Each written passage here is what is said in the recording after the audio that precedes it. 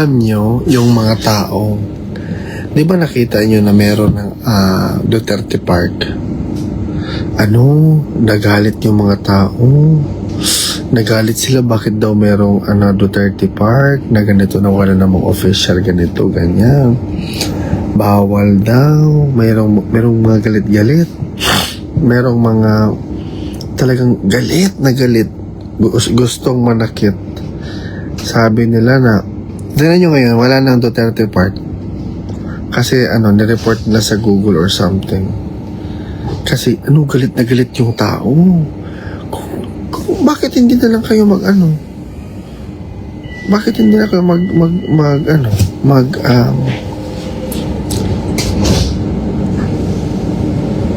bakit hindi na kayo magawa lang sa inyo?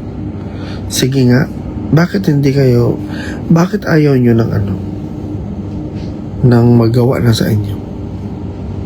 Bakit kailangan nyo pa manira ng mga tao?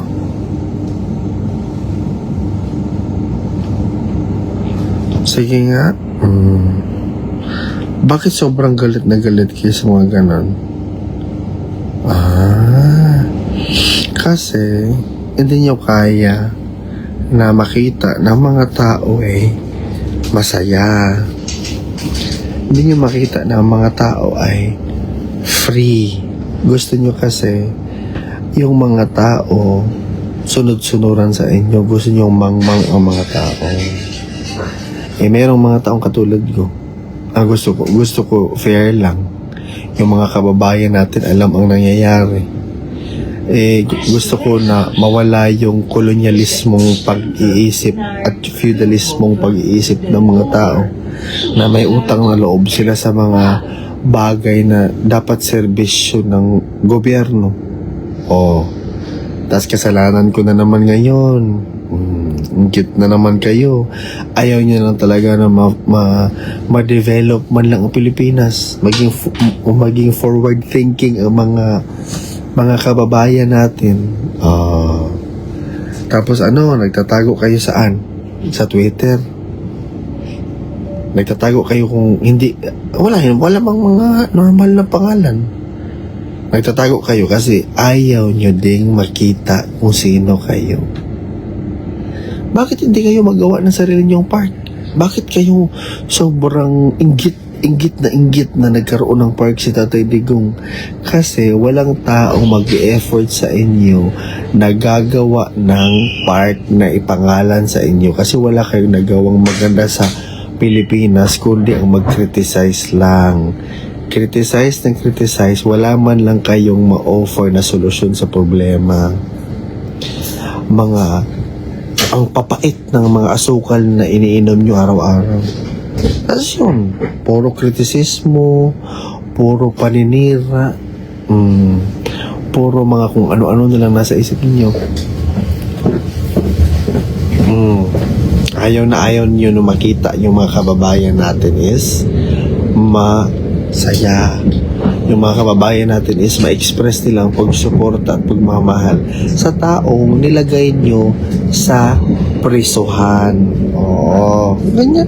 Alam nyo, mga sinungaling kayo. Mga gusto nyo, mga tao naging mangmang na maniwala na lang sa inyo ng bigla. Kung anong lumabas sa bibig nyo, dapat maniwala ang tao. That's very wrong.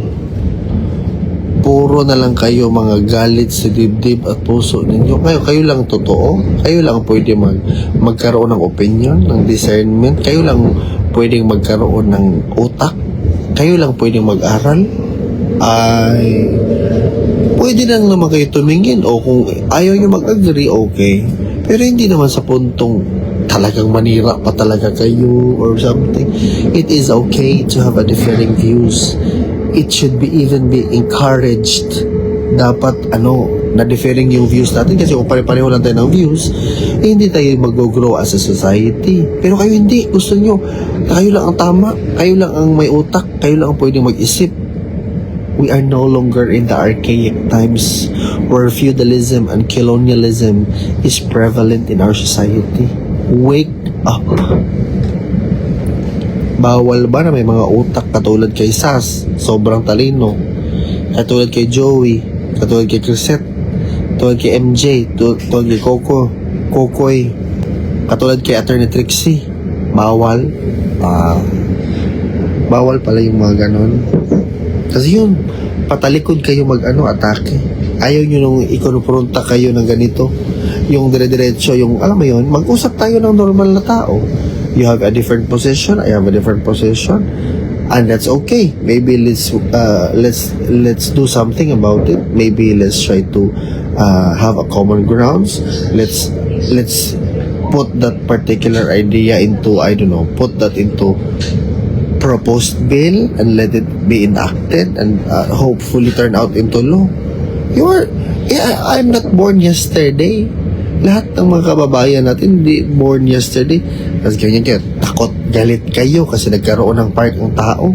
Galit kayo kasi nagkaroon ng forest ang tao. My goodness. Pitsa ba'y galiwaw? Ano bang nangyari sa inyo? Ang punto ko lang naman is ganito. You cannot be angry or be afraid or I don't know, be whatever what you feel on something you don't have control over. May control kami sa namin sa nangyari kay tatay. Ano bang kaya namin gawin? Na-identify namin to just show our undying love and support to the man that you surrendered, a Filipino, when in reality we have a perfectly working judiciary. You even disrespected the judiciary by doing that. Who decided that? 1, 2, 3, 4, 5 people? Or perhaps more? And you don't even have the balls to take accountability or acknowledge ginawa nyo yan. Si Tatay Digong, pagsabi niya, as long as you take actions within the bounds of the law, I will protect you. Nagpakulong na lang siya. Kahit yung yung rights niya mismo, wala na. Hindi na nilagyan ng due process yung pagkatao niya. Kayo, takot, galit na galit. Anong nangyari sa inyo?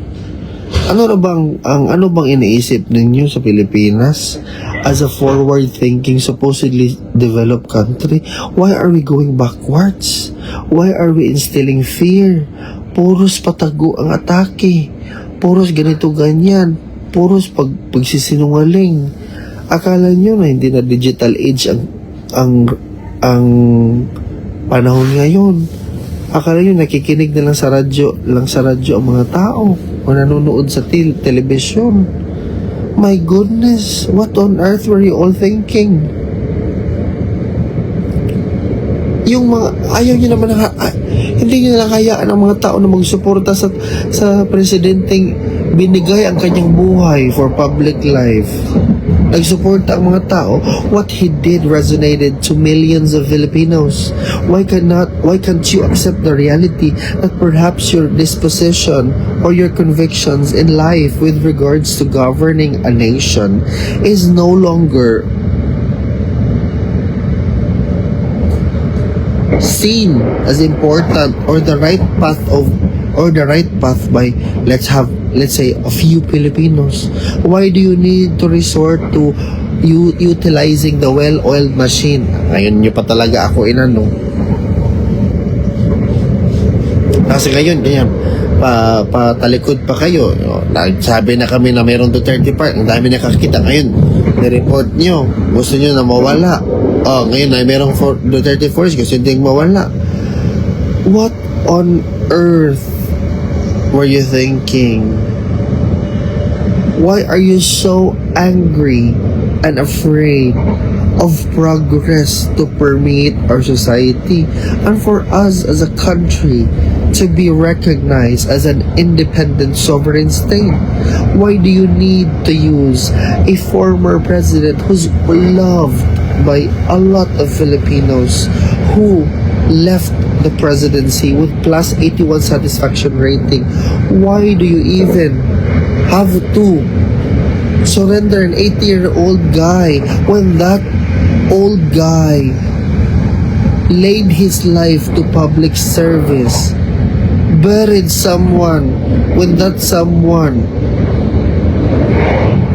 was even judged by few individuals sa galit na galit when this person, without a doubt, made sure na ilibing nyo yan. Kinalaban niya na ang lahat.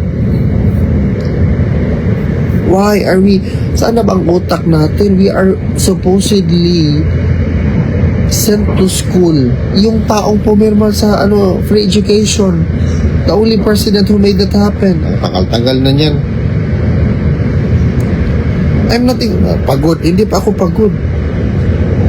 Why are you doing this to the Filipino people? Why are you bending your knees to the elites or to the propagandists who wants to shackle the Filipino people, if not few Filipino people but many Filipino people, to shackle them into a feudalistic society?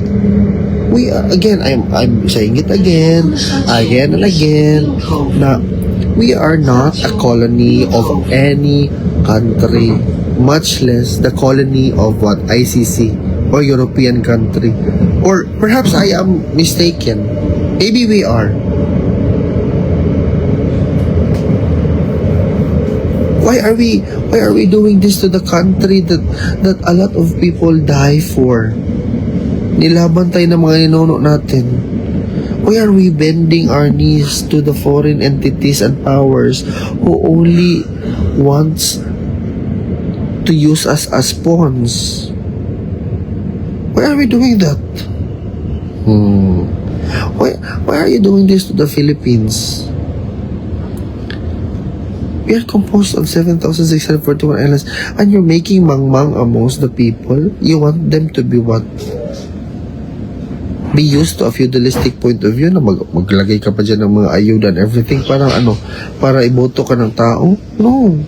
That ayuda should be given to the tao without any utang na loob, because if that's really for the poor and the marginalized, they should receive that without any conditions. Bakit nyo ginagawang mga tao? Why are we doing this? Why are we not questioning exploitative practices? Why are we just signing whatever complaints blindly because we're afraid of projects not to be granted? We are already in the digital era. We are no longer in the era where information are only accessible to the elites or to those people who are in power that can easily manipulate whatever narrative they want to feed the public. Why are we doing that? Is this the Philippines we want? Is this the kind of country we want the future generation to see? You even have a budget for a well-oiled machine to attack people who thinks on the contrary? My goodness. History has taught us that people who are seeking for power always fail, because power is only temporary. Change is the only inevitable force that is existing in this world. Change is inevitable. Ilagay niyo sa utak yan. You are using a foreign entity to what? Politically persecute someone. You are making fun of the country that a lot of people died for our independence, for us to become a sovereign state, and you're feeding it to a foreign entity who doesn't even have a jurisdiction about us. And if you individual, you are making fun of the Filipino people, feeding them lies. Ngayon, basag kayo sa isang tao. Oh, why are we doing this to the country that we're supposed to love and care? If that happens to the Netherlands, everybody will go oplectic. Everybody will go angry, fuming on the streets.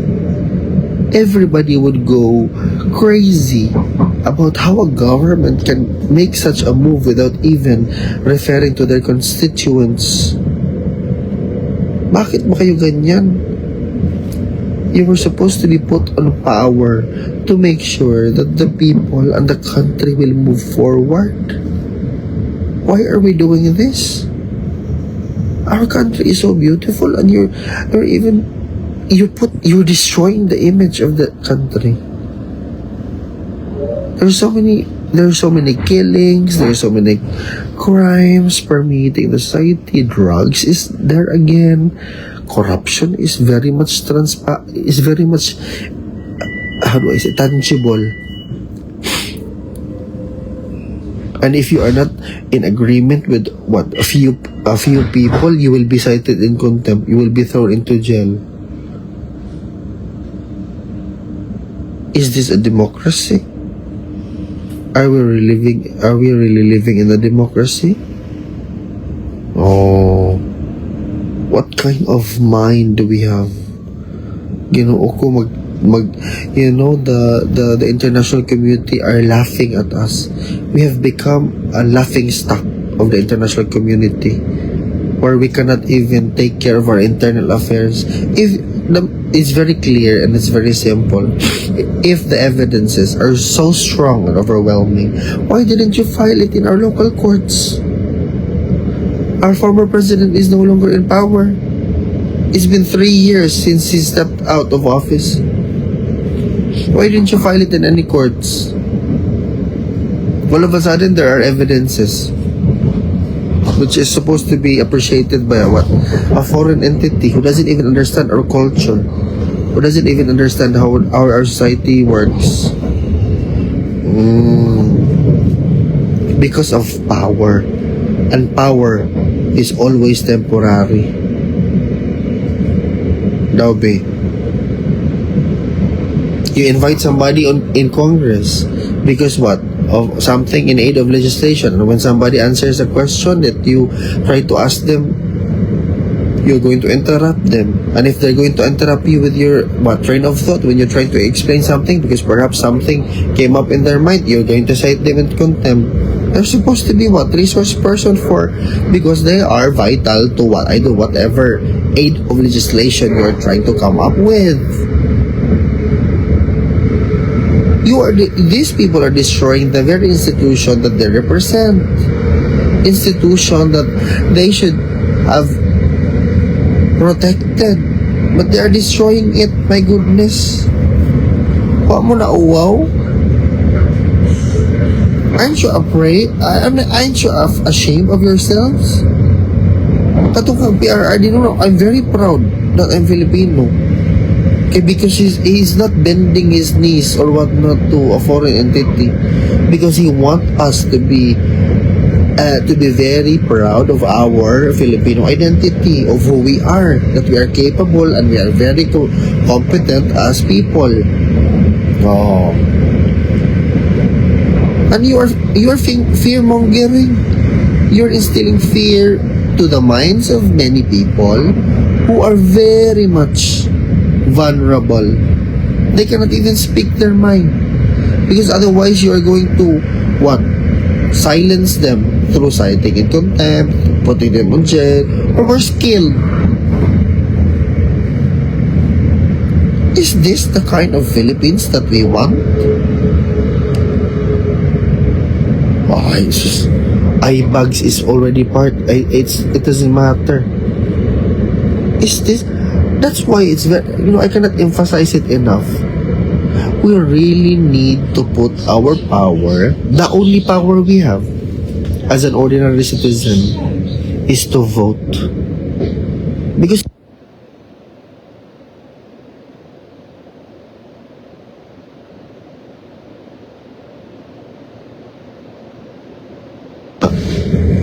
gigisi pang passport. Exactly. For those people imposing their views on me, know that you will never get into my brain activity, because if you don't care about me, the more I don't care about you. I am doing what I'm doing because I feel like it's my duty as a Filipino to render service to to my compatriots who loved the motherland in the same way I do. So don't ever impose your disposition on me, because I respect your perspective in life. You must do, if I respect your perspective in life, you must do the same. I've never in my life imposed my disposition or my convictions on somebody else. I've always believed that we live in a democracy and that's it. Sir, mali man mo pagsabot, dili man ikaw iyang kiingan, kani man sige comment na imuha, tudang imuha ka na siya, name maot siya mag-comment, maugina niya gusto niya. That's funny, iyan siya, okay, noted. Ka-L, okay, noted, I understood. Okay. So, early tomorrow. So, I'm gonna comment ni Conti because I'm actually waiting for somebody to post her comment here. For her reaction with regards to the answer of Attorney Kaufman. Oh, wait.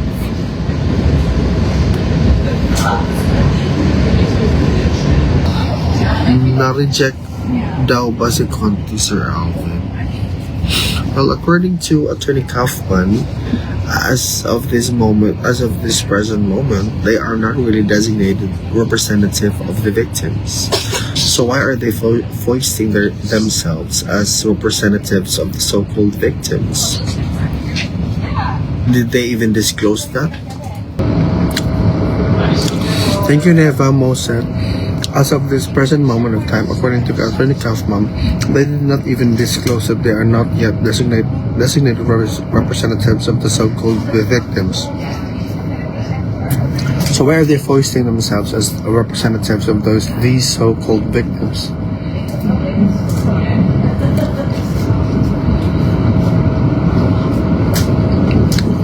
Mind you, they are even labeled by Attorney Kaufman as activists, not even lawyers or attorneys. Because what they're doing is activism, feeding the mainstream media with false narratives which are not representative of what's really happening. Sir, para nimo kinsa nga ngayon botohan ika-12 or ika-12? It's Honasan and Kirobin as advised by Tatay Digong, and Senator Amy and Villar as advised by VP Inday.